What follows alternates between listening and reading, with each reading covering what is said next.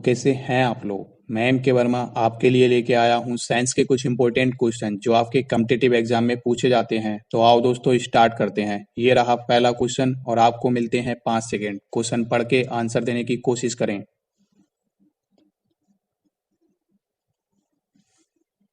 Question एक क्या कह रहा है, कार्य होता है यदि। आपको पता होगा कार्य का फार्मूला क्या होता है, W बराबर F इंटू डी। और आप जाएंगे अगर ऑप्शन ए के साथ बल, तो ये बिल्कुल गलत जाएंगे क्योंकि यहाँ पर डी के बारे में तो इसने कुछ कहा ही नहीं है। डिस्प्लेसमेंट के बारे में, विस्थापन के बारे में इस ऑप्शन ए में कुछ कहा है, नहीं कहा है, तो ऑप्शन ए नहीं होगा। ये क्या हो गया, एलिमिनेट हो गया। अब बात करते हैं ऑप्शन बी की, शक्ति यानी पावर की। तो पावर का फार्मूला क्या होता है, P बराबर होता है W अपॉन टी। अब यहाँ से जब हम W निकालेंगे, कार्य होता है ना, तो जब हम W यहाँ से निकाल रहे हैं तो W बराबर P इंटू टी आ गया। तो यहाँ पर इसने शक्ति में, ऑप्शन बी में शक्ति की बात की है लेकिन टाइम की बात नहीं की है, तो ये भी नहीं होगा। ऑप्शन बी भी एलिमिनेट हो गया। घर्षण तो वैसे ही नहीं होगा। अब आते हैं ऑप्शन डी पे, ऊर्जा। इसका सही आंसर क्या है, ऑप्शन डी, ऊर्जा। अब ये मैंने यहाँ पर 2 नोट बताए हैं, ये आप याद कर लेना। तो देखो नोट क्या कह रहा है, कार्य करने की क्षमता ऊर्जा कहलाती है। कार्य करने की क्षमता ऊर्जा कहलाती है। और कार्य करने की दर क्या कहलाती है, शक्ति। यानी P बराबर W अपॉन टी होता है। टी मीन्स बोले तो दर, अपॉन में जब टी आ जाती है तो क्या होता है, दर। तो कार्य करने की दर क्या कहलाती है, शक्ति। अब देखो यहाँ पर कार्य की 2 टर्म आई थी, एक क्या आई थी, क्षमता, और एक क्या आई थी, दर। एक क्षमता और एक दर। अब जो कार्य करने की क्षमता है वो क्या कहलाती है, ऊर्जा। तो जो कार्य करने की क्षमता या तो आपके अंदर होगी या नहीं होगी। और दर को हम देखें तो दर को कैसे समझें, दर अगर बोले धीमी या तेज, कार्य करने की दर या धीमी होगी या तेज होगी। जब धीमी या तेज का कोई रिलेशन आए तो वहां पर क्या आएगी, शक्ति आएगी। आया समझ में आपको। मैं ये कहना चाह रहा हूं, आपने अगर भोजन खाया, ठीक है, भोजन खाने के बाद आपके अंदर पहले ऊर्जा आएगी या फिर शक्ति आएगी। आपके अंदर आएगी पहले ऊर्जा, यानी कार्य करने की पहले आपके अंदर क्षमता आएगी, ऊर्जा। अब जब ऊर्जा आ गई फिर उसके बाद में आप जो कार्य करेंगे या तो धीमा करेंगे या तेज करेंगे। तो जब धीमा तेज करेंगे तो शक्ति क्या बाद में आएगी, शक्ति बाद में आएगी। तो यहां से भी यही हो गया कि पहले क्या होगी, ऊर्जा। कार्य कब होगा, जब आपके अंदर ऊर्जा होगी। और ऊर्जा होगी तभी कार्य होगा या नहीं होगा। अगर है तो होगा, नहीं है तो नहीं होगा। और शक्ति बोले तो शक्ति का मतलब यही है कि कार्य आप कितना तेज कर रहे हैं, आप कितना धीमा कर रहे हैं, तो वो क्या कहलाती है, शक्ति कहलाती है। बल तो हो ही नहीं सकता था क्योंकि यहाँ पर F इंटू डी के बारे में कुछ कहा नहीं था। नेक्स्ट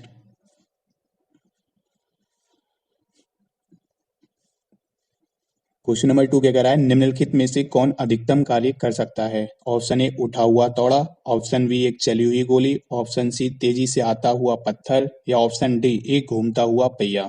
तो देखो अभी आपको हमने बताया कार्य कब होगा, जब ऊर्जा होगी। अब यहाँ पर हमें यही देखना है अधिकतम कार्य। तो अधिकतम कार्य के लिए क्या देखना होगा, अधिकतम ऊर्जा। अब अधिकतम ऊर्जा में कौन सी ऊर्जा, गतिज ऊर्जा या स्थितिज ऊर्जा। तो यहाँ पर गति हो रही है तो क्या, गतिज ऊर्जा। कौन सी, गतिज ऊर्जा। तो हम देखते हैं गतिज ऊर्जा का फार्मूला क्या होता है, हाफ mv², यानी द्रव्यमान इंटू वेग का स्क्वायर। तो इसमें देख लो किसमें सबसे ज्यादा गतिज ऊर्जा होगी, यानी वेग जिसमें ज्यादा होगा उसमें गतिज ऊर्जा ज्यादा होगी। तो उठा हुआ एक हथौड़ा, इसमें वेग कम होगा। एक चली हुई गोली, ये सबसे ज्यादा लग रहा। और तेजी से आता हुआ पत्थर, ये भी नहीं है क्योंकि इससे तो ज्यादा तेज यही है। एक चली हुई गोली, तो एक चली हुई गोली का वेग सबसे ज्यादा होगा, तो इसमें गतिज ऊर्जा सबसे ज्यादा होगी। और हमसे भी यही पूछ रहा है कि अधिकतम कार्य कर सकता है, जिसमें ऊर्जा ज्यादा होगी वो अधिकतम कार्य कर सकता है। तो option B. Next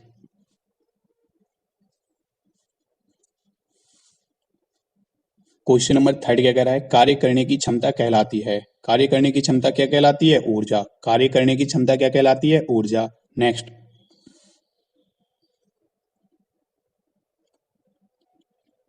question number 4 क्या कह रहा है, निम्नलिखित में से किन गतिविधियों में कहा जा सकता है कि कार्य किया गया है।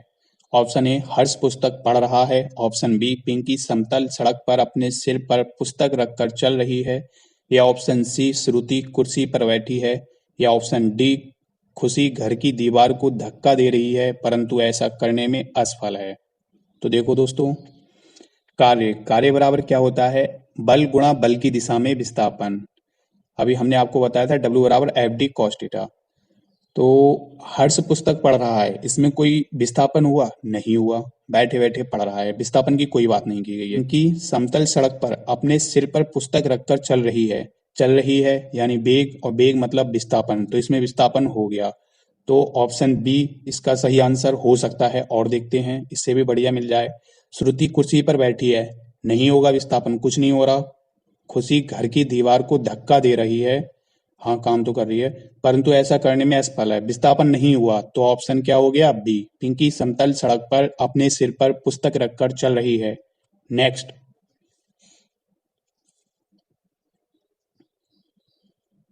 क्वेश्चन नंबर 5 क्या कह रहा है? किसी वस्तु पर किया गया कार्य निम्नलिखित में से किस पर निर्भर नहीं करता है?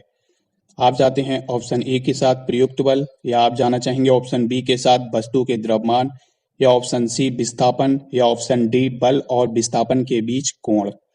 तो इसने पूछ लिया कार्य किस पर निर्भर नहीं करता है। तो W बराबर क्या था? F इंटू डी, यानी प्रयुक्त बल, बल पे तो करता है। तो देखो इसने क्या पूछ लिया, कार्य निर्भर नहीं करता है, निर्भर नहीं करता है पूछा है इस बार। तो W बराबर क्या होता है? एफ डी कॉस बीटा, यहाँ पर कोण होता है, आप अल्फा बीटा थीटा कुछ भी मान सकते हैं, मैंने बीटा माना है। तो प्रयुक्त बल यानी बल पे तो करता है, और वस्तु के द्रव्यमान ये हो सकता है। अभी और देखते हैं, विस्थापन, हाँ विस्थापन पे करता है, और बल और विस्थापन के बीच कोण जो बीटा होता है, ये angle between force and displacement, यानी कि बल और विस्थापन के बीच का क्या कोण होता है।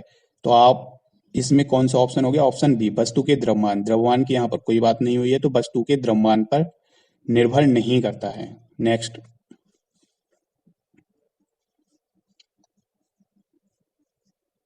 क्वेश्चन 6, यदि कोई वस्तु वृत्ताकार पथ में घुमाई जाती है तो उस पर किया गया कार्य। आप जाते हैं ऑप्शन ए के साथ शून्य है, या ऑप्शन बी के साथ निर्धारित नहीं किया जा सकता, या ऑप्शन सी सकारात्मक है, या ऑप्शन डी ऋणात्मक। जब कोई वृत्ताकार पथ पर कोई वस्तु घुमाई जाती है तो उस पर यह पूछ रहा है कार्य, किया गया कार्य। तो ये देखो एक वृत्ताकार पथ है, और इस पे हम कोई वस्तु को ऐसे घुमा रहे हैं, घुमाने के बाद एक राउंड में यहाँ पर आ गया, तो इसमें डिस्प्लेसमेंट क्या हुआ, यानी विस्थापन क्या हुआ? 0।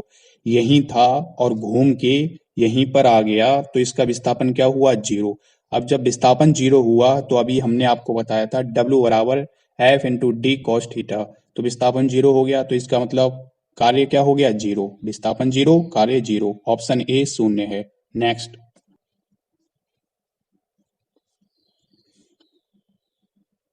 क्वेश्चन नंबर 7 क्या कह रहा है? निम्नलिखित में से कौन सी भौतिक राशि किए गए कार्य की दर कहलाती है? तो आप जाते हैं ऑप्शन ए के साथ संवेग, या ऑप्शन बी के साथ ऊर्जा, या ऑप्शन सी के साथ बल, या ऑप्शन डी शक्ति। तो देखो P बराबर W अपॉन टी, और अभी मैंने आपको एक नोट बताया था, कार्य करने की दर क्या कहलाती है? शक्ति। कार्य करने की दर क्या कहलाती है? शक्ति। दर बोले तो कार्य धीमा हो रहा है या तेज, इस बारे में कौन बताता है? शक्ति। शक्ति हमें ये बताती है कि कार्य धीमा हो रहा है या तेज, क्योंकि क्या होता है P बराबर W अपॉन टी, तो अपॉन में जब टी आ जाती है तो वो क्या कहलाती है? दर। तो इसका क्या आंसर हो गया? ऑप्शन डी शक्ति। नेक्स्ट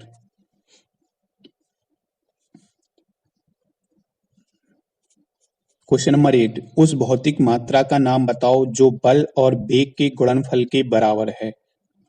तो देखते हैं क्या होता है इसका, क्या कह रहा? बल यानी F इंटू वेग, बी, वेग को हम बी से डिनोट करते हैं, तो F इंटू बी। अब हमने बी को तोड़ लिया, बी बराबर क्या होता है? वेग बराबर डिस्प्लेसमेंट अपॉन टाइम, तो हमने इसे तोड़ लिया। अब F इंटू डी को हमने क्या बना दिया? F इंटू डी क्या होता है? कार्य होता है, वर्क। F इंटू डी कार्य बना दिया अपॉन टी। तो W अपॉन टी क्या होता है? P, हम जानते हैं W अपॉन टी क्या होता है? P, यानी इसका क्या आंसर हो गया? पावर। P बोले तो पावर, पावर बोले तो शक्ति, तो ऑप्शन सी इसका सही आंसर है। नेक्स्ट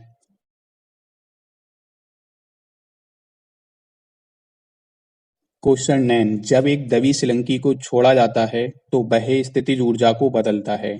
ऑप्शन ए ऊष्मा ऊर्जा, ऑप्शन बी यांत्रिक ऊर्जा, ऑप्शन सी गतिज ऊर्जा, ऑप्शन डी रासायनिक ऊर्जा। अब इस क्वेश्चन को कराने का मेरा एक ही उद्देश्य था कि सिलंकी क्वेश्चन ऐसे ही एज इट इज पूछा गया था RRB ALP and technician 10 August 2018 shift first में। तो सिलंकी बहुत से लोगों को पता नहीं होगा, सिलंकी बोले तो स्प्रिंग। तो जब हम स्प्रिंग को दबाकर छोड़ा जाता है तो स्थितिज ऊर्जा किस में कन्वर्ट हो जाएगी? गतिज ऊर्जा में। ऑप्शन सी इसका सही आंसर होगा, गतिज ऊर्जा। नेक्स्ट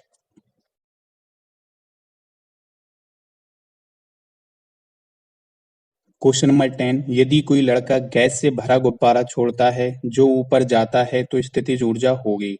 ऑप्शन ए घटती है, बी स्थिर रहती है, सी अनंत रहती है या डी बढ़ती है। तो देखो स्थितिज ऊर्जा बराबर क्या होता है, द्रव्यमान गुणा गुरुत्वीय त्वरण गुणा ऊंचाई।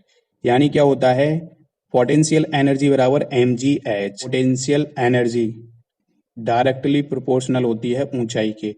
अगर ऊंचाई बढ़ती है अगर ऊंचाई बढ़ती है तो पोटेंशियल एनर्जी बढ़ती है, अगर पोटेंशियल एनर्जी बढ़ेगी तो ऊंचाई बढ़ेगी। यहाँ से ये रिलेट हो गया, यानी ऊंचाई बढ़ने पर पोटेंशियल एनर्जी बढ़ती है। ऊपर की ओर गैस से भरा गुब्बारा छोड़ा जा रहा है तो स्थितिज ऊर्जा पूछ रहा है क्या होगी, तो स्थितिज ऊर्जा क्या होगी, बढ़ जाएगी। क्योंकि जब हम गैस से भरे गुब्बारे को ऊपर छोड़ेंगे तो एच का मान क्या होगा, बढ़ेगा। जब एच का मान बढ़ेगा तो पोटेंशियल एनर्जी स्थितिज ऊर्जा बढ़ जाएगी। ये आपको याद हो गया। अब इसमें लोग जो ज्यादा पढ़े लिखे हैं वो क्या दिमाग लगाते हैं, बोले जब हम ऊपर से छत से कोई पत्थर फेंकते हैं तो क्या होता है, उसमें गतिज ऊर्जा बढ़ती है। क्योंकि जब हम ऊपर से पत्थर फेंकते हैं तो उसमें बेग बढ़ेगा तो गतिज ऊर्जा बढ़ेगी। ऐसे ही यहीं पर सेम कॉन्सेप्ट लगा देते हैं।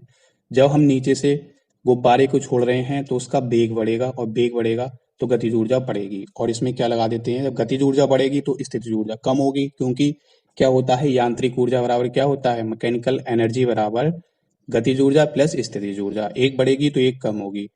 तो ये कॉन्सेप्ट लगा देते हैं ऊपर से छत से कुछ फेंकने वाला कि बेग बढ़ेगा तो गतिज ऊर्जा बढ़ेगी। यानी जब गुब्बारे को छोड़ा तो उसका बेग बढ़ेगा और बेग बढ़ेगा तो गतिज ऊर्जा बढ़ेगी। तो ये कॉन्सेप्ट सही नहीं है, क्योंकि इसमें बेग सेम ही रहता है, उसी वेग से जाती है। यहाँ बेग वाला कॉन्सेप्ट नहीं लगेगा, क्या लगेगा, ऊंचाई। जब हम नीचे से उसे छोड़ेंगे तो हम ऊंचाई देखेंगे उसकी बढ़ रही है या घट रही है। ऊंचाई, जब हम नीचे से गुब्बारे को छोड़ेंगे तो ऊंचाई बढ़ेगी, ऊंचाई बढ़ेगी तो पोटेंशियल एनर्जी बढ़ेगी, ऊंचाई बढ़ेगी तो पोटेंशियल एनर्जी बढ़ेगी। तो ये आपको याद हो गया।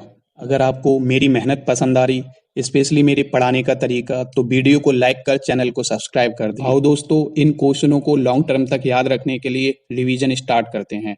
तो देखो पहला क्वेश्चन क्या कह रहा था, कार्य होता है यदि। कार्य कब होगा, जब ऊर्जा होगी। कार्य कब होगा, जब ऊर्जा होगी। कार्य करने की क्षमता क्या कहलाती है, ऊर्जा। और कार्य करने की दर क्या कहलाती है, शक्ति। आपको बता दिए थे। क्षमता बोले तो होगी या नहीं होगी, कार्य करने की क्षमता आपके अंदर होगी या नहीं होगी।